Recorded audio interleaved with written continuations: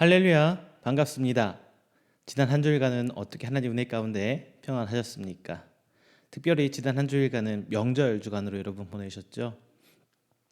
오랜만에 만난 친척들, 그리고 가족들, 혹은 나름대로 또 개인적인 계획, 가족 안에서 계획을 세우셔서 시간을 보내셨을 줄로 압니다. 그 가운데 하나님의 은혜는 여러분 가운데 여전히 영향을 미치셨고, 또 하나님의 도우심과 하나님의 일하신 가운데 여러분 사셨을 줄 믿습니다. 오늘 말씀의 제목, 하나님께서는 아십니다입니다. 우리 삶 가운데서도 하나님께서 어떻게 우리를 생각하시고 어떻게 보듬어 주시고, 또 내가 어떤 생각을 하고 어떤 계획을 갖고 사시는지 하나님께서는 내 마음을 너무 쏙쏙들이 잘 아신다는 제 말씀입니다. 특별히 오늘 본장의 제목이 아니라 본장의 주인공 아브라함에 대해서 나옵니다. 여러분들 아브라함 이야기, 오늘 본장 이야기 너무나 잘 알고 있으실 겁니다. 아마 신앙생활하면서 이 말씀 한 번도 본 적이 없거나 설교로 들은 적은 없으실 것 같아요. 본장의 말씀은 아브라함의 순종에 대해서 이야기해주고 있습니다.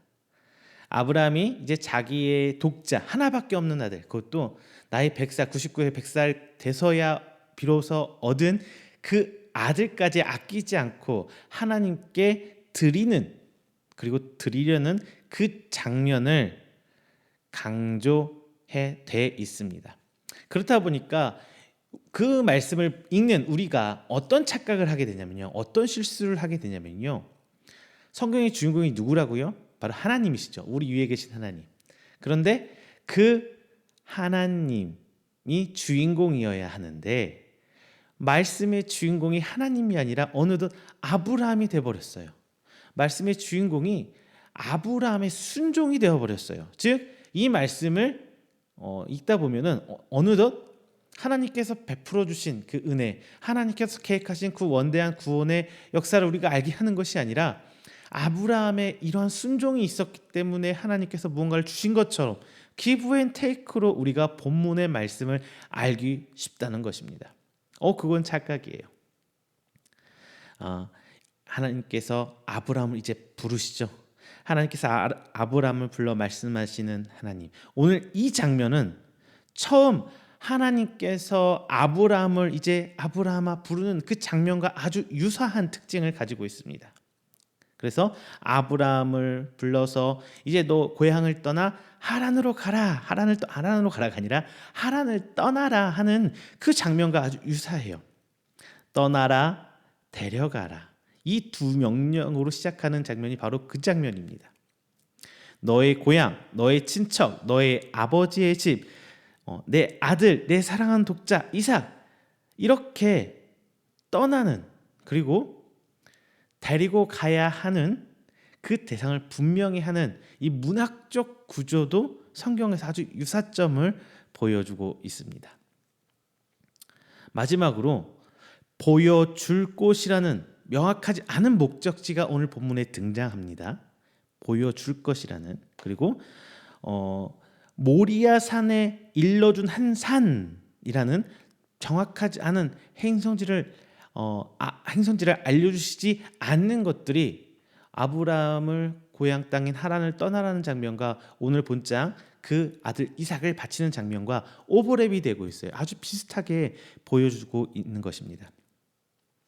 분명한 것은 이 불확실성을 향한 아브라함의 믿음을 통해 우리가 알도록 하신 것과 아끼는 것을 바치는 순종을 보이는 믿음을 통해 우리가 알도록 하신 것은 유사한 점이 있다는 것입니다.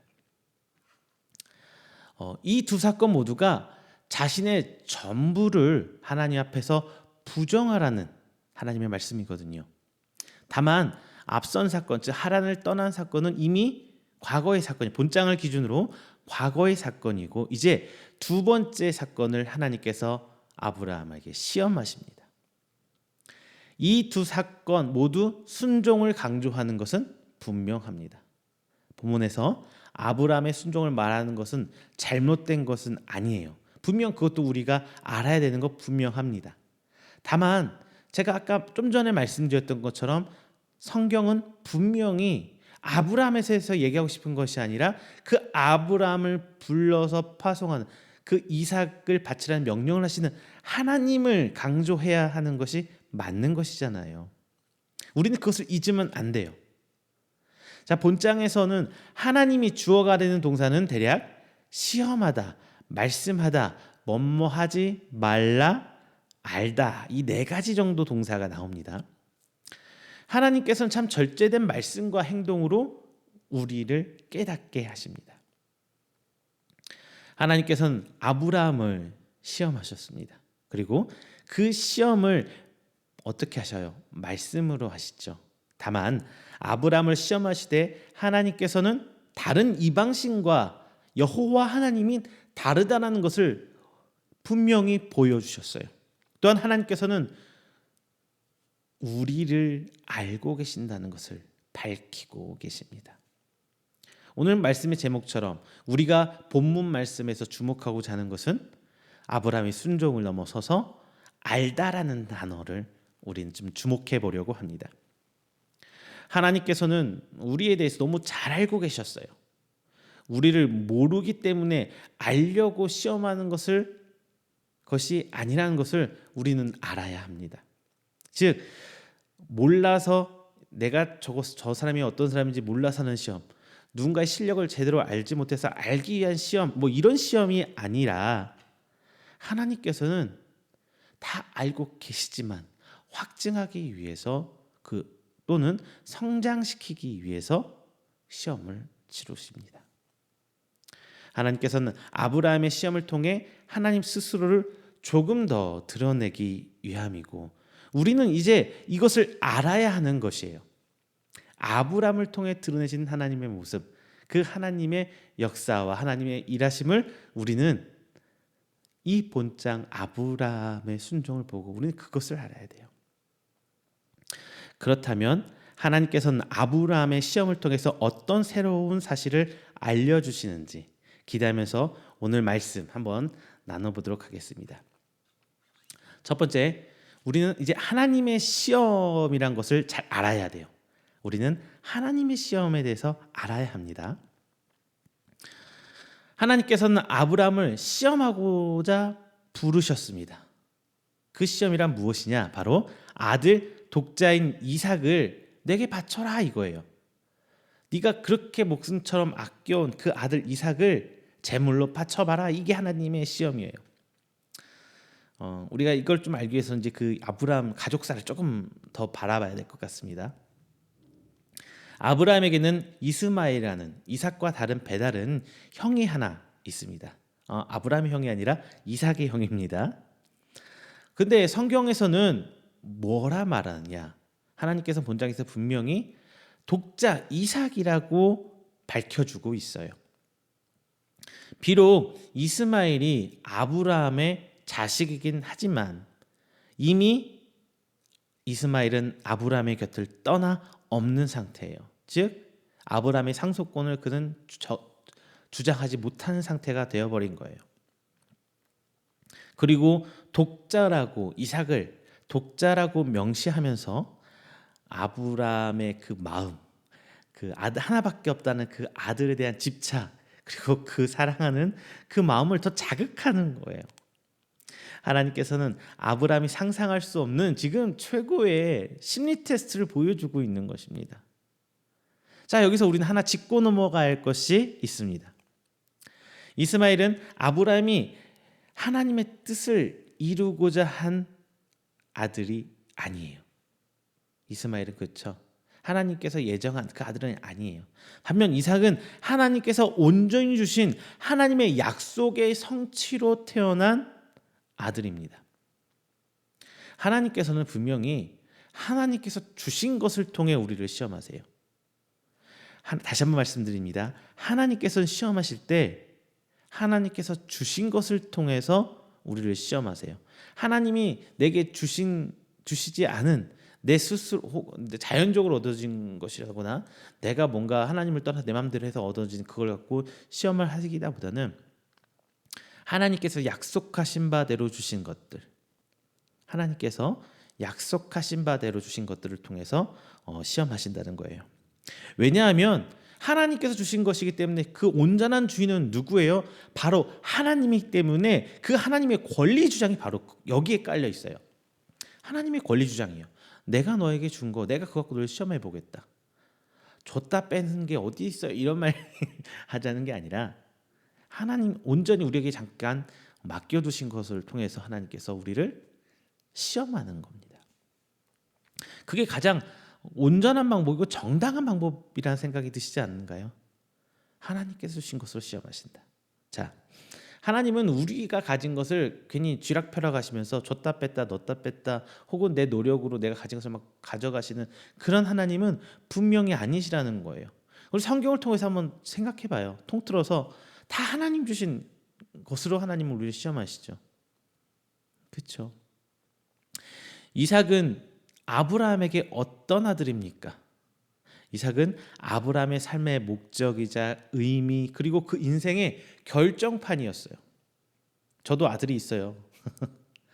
순간순간 커 나가는 게 너무나 귀합니다. 그리고 그 아들이 뭔가 잘못하면 막 속상해요. 다쳐오면 더 마음이 아파요. 그게 부모의 마음이 아닌가요? 전 아들 둘 있습니다. 근데 둘 다 그래요. 어떤 놈 하나 뭐 더 이쁘고 덜 이쁘고 이게 아니라 그냥 그 아들들 하나하나 성장하는 과정에서 일어나는 모든 것들이 제게 소중해요.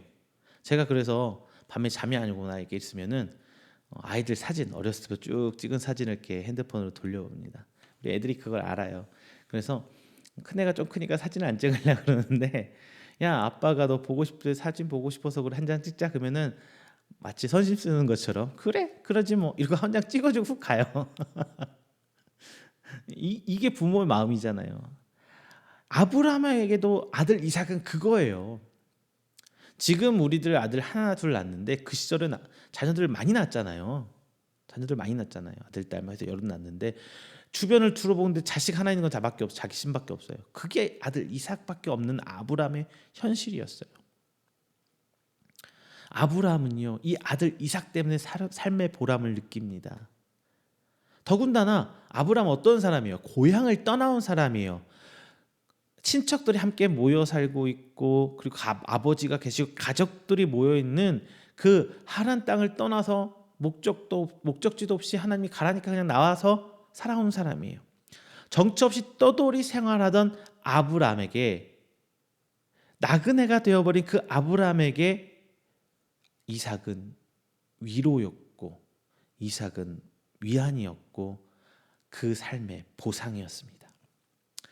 아브라함의 가장 소중한 것은 바로 이 이삭이었어요. 하나님께서는 이제 그 이삭을 여호와 하나님 자신에게 바치라고 말씀해주고 있습니다.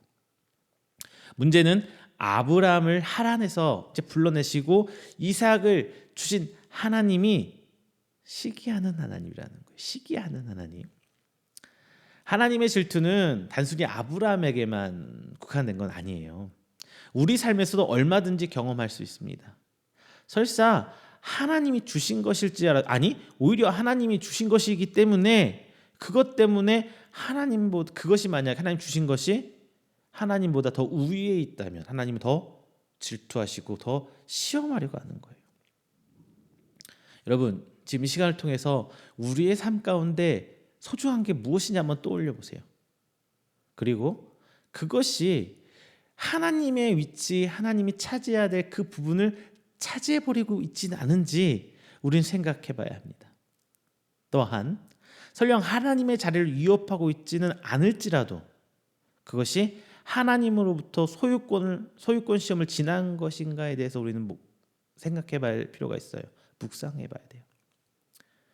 지금 하나님께서 주신 것은 온전히 내 게 아니에요. 이런 시험을 거쳐야만 온전히 내 것이 되는 거예요. 여러분 아마 자녀들 때문에 어려움을 겪을 때도 있고 힘들 때도 분명히 있을 거예요. 그게 뭐 아들의 문제를 속삭이고 막 말썽 일으켜서 속상한 거 아니고요. 하나님 앞에 그 아들에 관한 시험이 분명히 여러분 자녀들에 관해서 시험이 분명히 올 것입니다. 아브라함처럼요. 왜? 여러분의 자녀는 하나님 주신 선물이에요. 내 게 아니에요. 내 것이 아니에요. 분명히 그 때가 올 거예요. 그럴 때 여러분은 순종하는 마음을 하나님께 척척 잘 순종하고 나아가 보세요. 그러면은 그 자녀들이 하나님 뜻 가운데서 분명히 올바른 방향으로, 비록 그 길이 힘들고 어려운 길을 가게 될지언정 하나님 안에서만큼은 하나님께 칭찬받는 여러분이 자녀가 되실 줄로 믿습니다.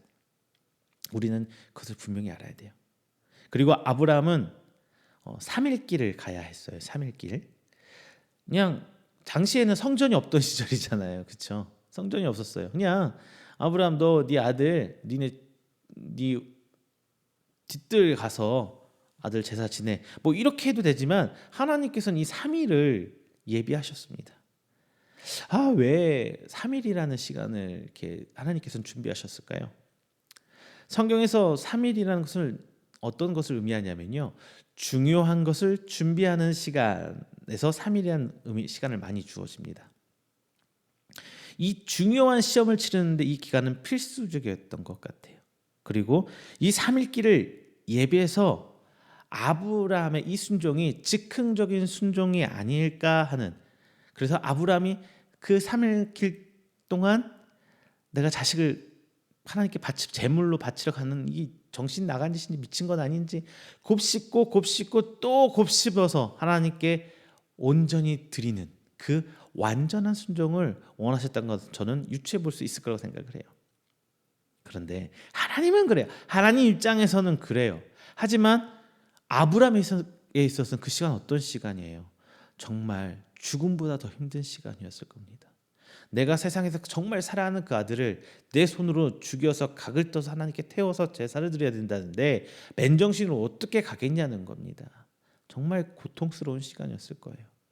여러분 그렇잖아요. 내 자녀까지는 제가 예를 안 드릴게요. 자녀까지 아니더라도 내가 아끼는 거 하나라도 쿡 하면은 마음 상해요, 안 상해요? 조금만 다쳐도 상하죠. 우리 집사람이 뭐 이런 얘기 합니다. 우리 아이들이 저도 그런가 봐요. 제가 뭐 이렇게 온라인 예배 드리고 하다 보니까 장비들이 좀 있어요. 근데 이게 뭐 싼 게 아니다 보니까 장난감도 아니고 싼 게 아니다 보니까 좀 민감한 건 사실이에요. 고장 나면은 머리 아파요. 근데 아이들이 이걸 손 내면 저도 모르게 욱 하는 게 있나 봐요. 그러니까 우리 얼마 전에도 우리 큰 아이가 제 거 노트북을 툭툭 건드니까 제가 저도 모르게 욱 했나 봐요. 그랬더니 우리 와이프 우리 사모가 뭐라고 하냐면 아빠가 민감한 거 알면서 그래. 아무것도 아닌 이런 장비 전자제품 하나 이것도 툭툭 건드면은 화가 나고 민감해지잖아요. 그런데 아브라함은 그 자녀를 하나님께 드리러 갑니다. 그냥 드린 것도 아니고 각을 떠서 태워서 제사를 드리러 가는 거예요. 하나님의 시험은 사단의 시험과 좀 달라요. 사단은 우리를 시험에서 넘어뜨리기 위한 거예요. 그 목적이 넘어뜨리려고, 하나님께 더 이상 다가가지 못하게 하려고 주는 게 사단의 시험이에요. 그런데 하나님은 우리를 훈련하고 성장시키기 위해서 시험하십니다. 우리는 이 하나님의 시험에 대해서 알아야 해요. 그냥 힘들다 죽겠다 하나님 왜 나를 이렇게 하십니까? 라고 원망하는 시간이 아니라 하나님의 정당한 요구예요. 시험은 그 하나님의 정당한 요구에 따르는 내 모습, 우리의 모습을 통해 여러분은 다시 한번 하나님 앞에 성장할 것입니다. 우리는 이런 하나님의 시험에 대해서 알아야 합니다. 두 번째, 우리는 하나님과 다름을 알아야 해요. 하나님의 다름. 그러니까 하나님은 다른 우리가 여타에 만든 세상의 신들, 다른 신들과는 조금 궤를 달리한다는 것을 알아야 된다는 거거든요. 아브라함은 하란 땅을 떠나기 직전 아버지와 함께 무슨 일을 했어요? 여러분 아시다시피 하나님 앞에 뭐 제사장 뭐 이런 거 아니에요. 뭐 물론 율법이 없었기 때문에 뭐 제사장이 없었겠지만 선지자도 아니고 아무것도 아니고 그냥 먹고 살기 위해서 아브라함은 아버지와 함께 우상을 깎아서 팔아요. 나무 우상을. 그랬을 거라고 신학자들이 얘기하고 있어요. 따라서 아무래도 아브라함은 하나님 외에 다른 신들에 대해서도 굉장히 잘 알고 그 매번 만들면서 성장한 사람이었을 겁니다. 학자들이 말하기를 당시 인신제사, 즉 사람을 제물로 바치는 이런 풍토는 아브라함이 살던 지역 그 근동 아시아 지역에 종종 볼 수 있었을 것이라고 신학자들은 얘기하고 있어요. 또 아브라함은 또한 여타의 다른 신들의 제사에 대해서 알고 듣고 인식을 하고 있었기 때문에 이러한 인신제사, 즉 사람을 제물로 드리는 하나님께서 이삭을 요구하는 것을 아마 무리 없이 받아들였을 걸로 생각을 해요. 여러분, 제가 예전에도 이런 얘기 말씀드린 적이 있어요. 하나님이 만드신 율법과 여러 가지 규례들, 그리고 여러 가지 이런 것들은 어느 날 뚝딱 하나님께 생뚱맞게 전혀 알지도 생각지도 못한 것을 뚝 들이매놓고 이렇게 해라라고 십계명 율법들을 주신 게 아니에요. 그런 게 아니에요. 아브라함에게 할례를 명할 때 이미 근동아시아 지역에 할례가 있었어요. 아브라함에게만 있는 게 아니라. 그리고 이스라엘 백성의 제사의 규례들 있죠. 뭐 화제는 이렇게 해라, 소제는 이렇게 해라, 화목제는 이렇게 해라, 뭐 이런 것들, 이런 거는 이스라엘만 가진 독특한 제사법이 아니에요. 다른 종교들에서도 그런 방식의 제사를 드려요. 즉 하나님은 우리가 납득하지 못할 이상한 방법을 통해서 하나님이 역사하지 않는다는 것을 우리는 생각하고 발견할 수가 있어요. 하나님께서 다른 건 딱 하나예요. 다른 신들하고 다른 거 딱 하나, 뭐냐? 유일신 하나님, 오직 여호와 하나님만 우리의 주인 된다는 거. 그거 하나 달라요. 유일신이라는 거. 이런 것처럼 이제 아브라함이 이삭을 하나님께 각을 떠 제사를 제물로 드리라라는 거에서 받아들일 수밖에 없는 것에 제가 말씀을 드렸는데요. 근데 아브라함은 아마 이런 생각을 했을 거예요. 왜 납니까? 왜 내가 그래야 합니까? 하필 왜 납니까? 내가 하나님 앞에 뭐 달라고 한 적이 있은 것도 아니고 내가 하나님 앞에 뭐 해달라는 것도 아닌데 왜 하나님 땅에서 아버지하고 잘 살고 있는데 나를 불러서 고향 땅 떠나게 했고 고작 아들 하나 있는 거 몇십 년 만에 뭐 약속은 진짜 어떻게 보면 그래요. 제가 아브라함이었을 그랬을 것 같아요. 어느 날 갑자기 뜩 날 불러서 나가라고 해놓고 내가 바라지도 않았는데 나를 열국의 아버지가 되고 내 자녀가 모래같이 많게 해줄 거라 그러고 내 아내는 열국의 어미가 되고 막 이런 얘기 해놓고 하나님 그 뒤로 소식이 없잖아요. 몇십 년이 지나서 비로소 99세가 됐을 때 너 이삭 줄게라고 하잖아요. 몇십 년 만에 나타나서 하나님. 여러분 그 시간 버틸 수 있겠어요? 쉽지 않습니다. 진짜 웃으면서 그랬을 거예요. 허허 웃으면서 하나님 뭐 옛날에 주신다 아들 하나 주신다 그것도 못 지키시는 분이 무슨 이렇게 생각할 수 있잖아요.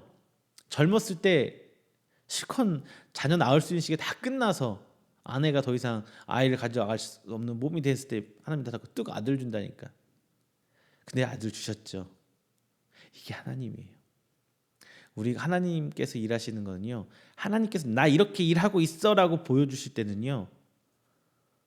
우리가 상상할 수 없는 방법으로 이해할 수 없는 방법으로 보이십니다. 왜냐?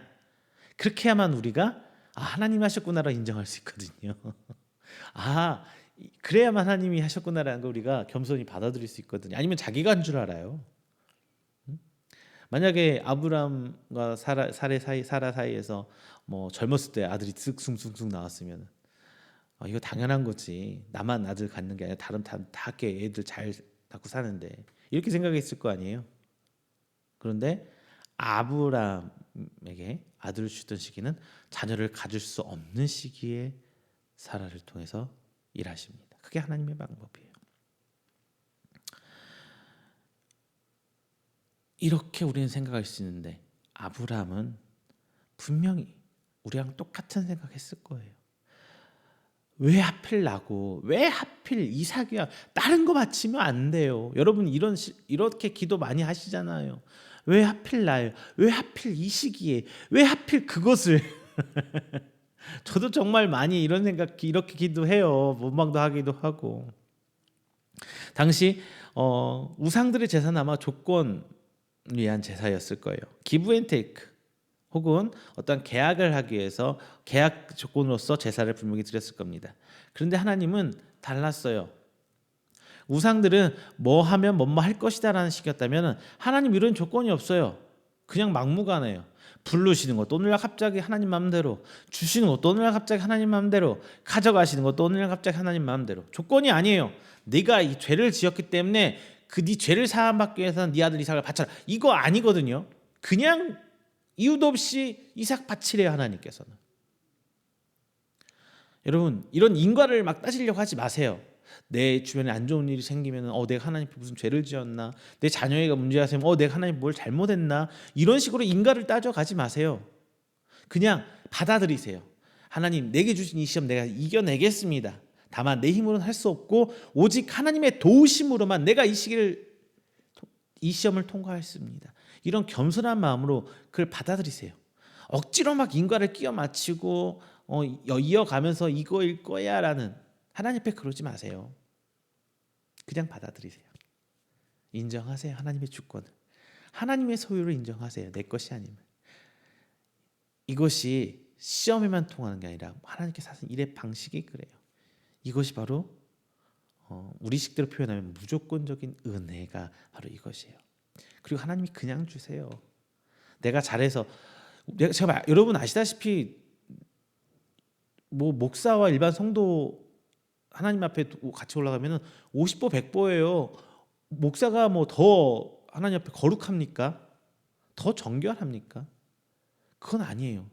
더 그 위치에서 하지 못하는 것들이 더 많고 더 많은 죄를 지을 수 있는 자리가 목사예요. 다르카는 50보 100보예요. 그런데 하나님께서 베풀어 주시잖아요. 은혜를 거저 주시잖아요. 이게 무조건적인 하나님의 은혜예요. 하나님께서 아브라함을 처음 부르시는 장면 한번 떠올려 보세요.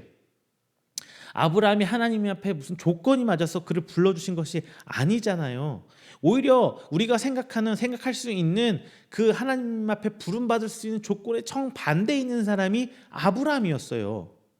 그렇잖아요. 전혀 조건에 부합하지 않은 반대 인물이었어요. 우상 만들어 팔던 사람이잖아요.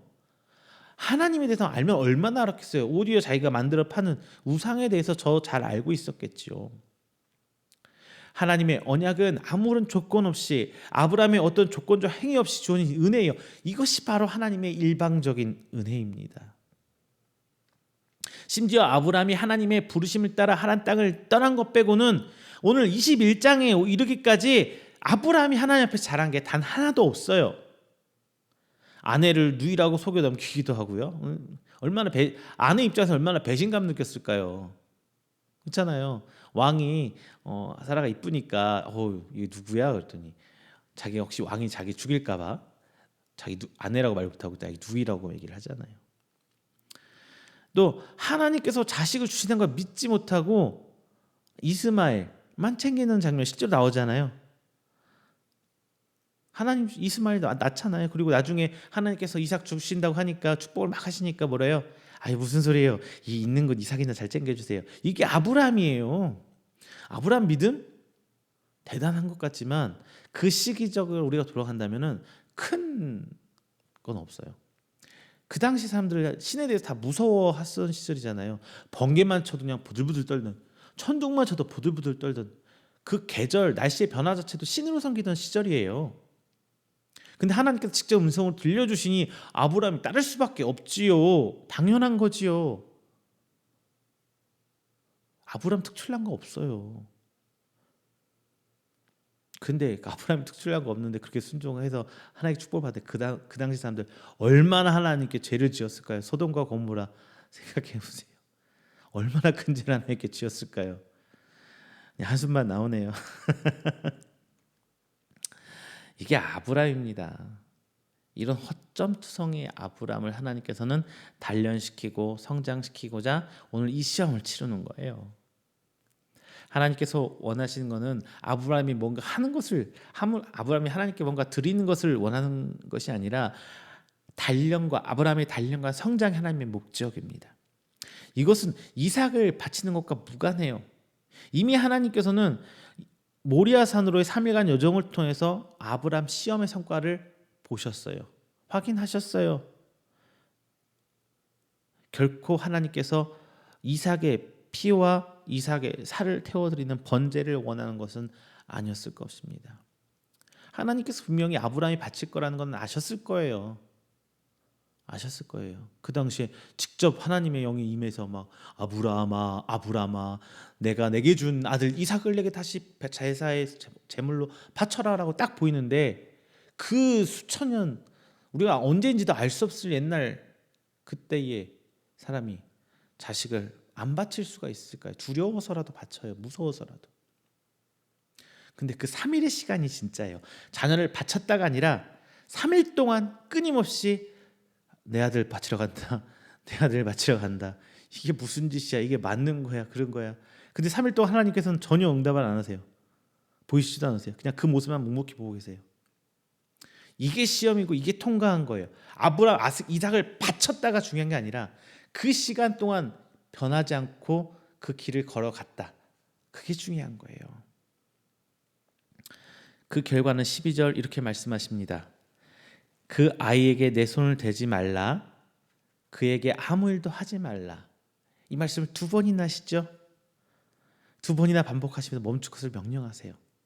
하나님은 다른 신처럼 내게 재물 바쳐. 그 재물 나 받아야 돼. 이런 하나님이 아니라는 것, 다른 신들과 다르다는 것을 하나님께서는 천명하신 겁니다. 공개적으로 하나님의 그 모습을 드러내신 거예요. 우리는 아브라함의 순종이 아니라 하나님께서 하신 일을 봐야 돼요. 하나님께서 우리에게 보여주시고자 한 하나님의 면모를 봐야 되는 거예요. 하나님께서는 다른 신들과 다르다는 것을 분명히 오늘 이 사건을 통해 아브라함이 이삭을 바치러 가는 모리아산을 가는 그 과정을 통해서 드러내셨어요. 하나님의 은혜는 세상의 이치와 다르게 조건문이 아니에요. 계약이 아니에요. 이미 아브라함과 하나님은 언약을 맺었죠. 그리고 그 언약은 하나님 마음대로 일방적으로 언약을 맺으셨어요. 그리고 아브라함이라는 걸 택한 것도 하나님 마음이에요. 그리고 하나님께서는 그 언약을 이행하는 주님이십니다. 분명히 말할 수 있는 것은 만약 아브라함이 이삭을 바치지 못했을지라도 이 언약은 분명히 깨지지 않고 계속되었을 거라는 거예요. 이미 아브라함의 부족함은 21장까지 성경을 통해서 밝혀지고 있어요. 계속 성경은 그 얘기를 쓰면서 아브라함은 하나님 앞에 온전히 의로운 사람이 아니라는 걸 계속 밝히고 있잖아요. 다만 만약에요 아브라함이 아들 이삭을 바치지 못했다면 하나님께서는 또다시 그에게 다른 여정을 통해서 그를 연단시키고 단련시키셨을 거란 말이에요. 훈련시키셨을 거란 말이에요. 예수님께서 오병이의 기적을 보이실 때 제자들은 시험하기 위함이라고 성경은 나와 있어요. 제자들을 시험하기 위함이라고 성경 나와 있어요. 빌립과 안드레는 분명히 이 시험을 통과하지 못했고 다른 제자들도 마찬가지예요. 이 시험을 통과하지 못했어요. 그러나 오병이어의 기적은 이루어졌습니다. 이것은 이미 하나님께서 하시고자 하는 하나의 계획의 일부였다는 것이에요. 내가 시험을 통과해야만 그 일이 이루어진다. 이렇게 생각하지 마세요. 이건 제 말이 아니라 성경에 써 있는 근거들이잖아요. 하나님은 세상 그 어떤 우상과도 다릅니다. 우리의 행위를 통해 우리를 쓰시는 것이 아니에요. 하나님의 선택에 따라 우리를 쓰시는 겁니다. 다만 우리는 하나님의 시험을 통해 연단받고 성장해야 합니다. 그리고 그 시험을 피해 도망다니면 결코 우리는 성장할 수 없어요. 하나님 앞에서. 이때가 언제인지 우리는 알지 못합니다. 알 수 없어요. 하지만 우리는 조금씩 하나님을 알아가고 성장하면서 세상과 다른 이 우상들과 다른 하나님의 은혜를 기대하는 것입니다. 자, 말씀 맺겠습니다. 오늘 말씀의 제목은 하나님께서 아십니다. 하나님께서는 아십니다라는 제목이에요. 하지만 지금까지 이제 우리가 알아야 할 것에 대해서만 제가 말씀드렸습니다. 2가지. 그렇다면 하나님께서는 무엇을 알고 계신다는 것일까요? 본문에서 내가 이제 알았다라는 말은 매우 의미심장한 말입니다. 하나님께 순종하는 일은 지식적으로 알고 신학적에 근거해서 어떤 가능성을 논하는 일이 아니에요. 바로 지금 이 순간에 실천되어야 하는 일입니다. 아브라함이 알고 한 말인지 믿음으로 한 말인지 알 수 없지만 8절에서 이미 하나님께서 자기를 위해서 준비한 재물에 대해서 밝히고 있어요. 우리의 구원은 믿음에 있습니다. 하지만 그 믿음은 무엇으로 판가름하느냐는 바로 믿음이 내 삶에 배워져 나오느냐, 즉 행위 실천이에요. 제일 제가 쉬운 실천이 뭐라고 그래요? 아는 것에, 믿는 것에 대한 실천. 여러분, 해 어디 떠요? 동쪽에서 뜨죠. 해 어디로 져요? 서쪽에서 져요. 그럼 여러분의 이 믿음의, 이 진리에 대한 믿음의 당연한 행동의 결과는 뭐예요? 해 뜨는 거 보려면 동해로 가요. 정동진으로 가죠. 해 지는 거 보려면 서해, 정서진으로 가요. 이게 믿음에 나타난 자연스러운 행위예요. 하려고 하는 게 아니라 그렇게 할 수밖에 없는, 그게 믿음의, 그리고 믿음에 따른 행위라는 것입니다. 성경에서는 드러나지 않는 믿음, 열매 맺지 않는 믿음은 죽은 믿음이라고 합니다. 하나님은 단 한 번이라도 행하는 아브라함을 보았습니다. 그리고 3일 동안 고뇌하는 그 아브라함의 표정과 마음과 그 갈등과 그 몸부림을 하나님께서는 보았습니다. 더 중요한 것은 이미 그렇게 될 거라는 하나님께서는 알고 계셨다는 데 있습니다. 본문에서 알다라는 단어는요, 히브리어 야다라는 단어를 사용하고 있습니다. 이 단어는 단순히 지식적으로 알다가 아니라 경험적으로 알다라는 의미예요. 하나님께서는 아브라함과 동행해 오셨어요. 그리고 그가 생각하고 행한 바를 하나님께서는 다 알고 계셔요. 그리고 하나님은 더 중요한 거, 그의 중심을 보고 계셨다는 거예요. 중심을 보실 수 있는 하나님이라는 겁니다. 비록 아브라함이 앞서서 모든 것을 다 실패하고 부정적이고 실수투성인 것이 더 많다 할지라도 아브라함의 중심에 하나님이 떡 하고 자리 잡고 계셨다는 하나님을 알고 계셨다는 거예요. 이 알다란 단어는 함께 하신 하나님의 모습이 강조되는 거예요. 여러분, 우리 삶 속에서 나 혼자 그 어려움을 겪어나가는 것이 아니라 하나님께서, 예수님께서, 성령님께서 내 주위에 함께 계시면서 다 바라보시고 오히려 나보다 더 아파하시고 힘들어하시면서 내 모습을 바라보고 계셨다는 거예요. 그러면서 다 알고 있다, 이렇게 우리를 향해 말씀하십니다. 행동하라고 해서, 실천하라고 해서, 열매를 보신다고 해서 결과를 보시는 하나님이라고 성경은 말하고 있질 않아요. 하나님은 우리와 함께 동행하시고 함께 살아가고 계시기 때문에 경험적으로 우리에 대해서 다 알고 계시는 것입니다. 우리를 시험하시되 결과로 판단하지 않으시고 하나님은 기다려 주십니다. 그리고 하나님께서 먼저 부르시고 맺으신 언약을 책임져 주십니다. 우리는 바로 그런 은혜의 하나님과 함께 살아가고 있는 것입니다. 우리의 삶이 예배가 되어야 한다는 것은 우리의 삶에 하나님을 초청하는 것이 아니라 하나님의 부르심에 우리가 응하고 나아가는 것입니다. 그리고 하나님이 준비하신 구원의 여정에 우리가 올라서야 해요. 우리가 주체가 된 삶에, 우리의 삶에 하나님을 초청해서 하나님 이리 오세요, 제발 이리 와 주세요, 그리고 우리 삶에 하나님을 얹어놓는 것이 아니라 하나님의 구원 사역 가운데 그 엄청난 창세부터 시작한 그 엄청난 하나님의 구원 사역 안에 우리가 들어가야 돼요. 그게 바로 하나님과 동행입니다. 하나님께서는 알고 계십니다. 어떻게? 경험적으로. 우리와, 제가 42살인데요. 이 42년 동안 하나님 나와 함께 오셨던 거예요. 내가 원하던, 내가 원하지 않던 하나님은, 우리를 부르신 하나님은 이미 나와 함께 하고 계셨습니다. 그리고 지금 이 자리에 앉아있는 우리 모두는 이미 하나님의 부르심에 응해 우리의 모든 것을 내려놓고 이 긴 여정을 시작했습니다. 이 여정 가운데 우리는 너무나 많이 실패했어요. 아니, 오히려 대부분을 실패했을 것입니다. 하지만 단 한 번의 성공, 뭐예요? 예수 믿은 거. 그 예수님 만나서 나 예수님 믿을게요, 이 단 한 번의 성공이 지금 우리를 이 자리에 올려놓을 수 있었던 것입니다. 여러분, 하나님께서는 다 아세요. 내가 하나님께 알아야 되는 것도 물론 중요합니다. 그런데 내가 하나님에 대해서 뭐뭐뭐뭐를 알아야 돼. 이것보다 더 중요한 게 뭐냐? 하나님께서 나를 알고 계신다는 그 은혜에 감격해야 돼요. 내가 힘들고 어렵고 주저앉고 다 포기해보고 싶고 도망가보고 싶을지라도 하나님께서는 나와 함께 하시며 내가 다 안다. 내가 다 한다. 이렇게 우리를 위로하고 계신 줄로 압니다. 자, 여러분, 이런 은혜의 하나님과 동행하시는 여러분이 되시기를 주님의 이름으로 축원드립니다. 다 함께 기도하겠습니다. 사랑과 은혜가 충만하신 우리 주 하나님 아버지, 먼저 감사 영광 돌립니다. 하나님께서 나를 택하여 불러주심에도 그것도 모자라 내가 정말 하나님 앞에 보여줄 거 하나도 없음에도 여전히 하나님께서 나를 붙들고 붙잡아주고 계시는 그 은혜에 감격하며 또 나아갑니다. 명절 동안 그 많은 유혹이 내 삶 속에 있었습니다. 그 많은 시험의 순간순간들이 내게 있었습니다.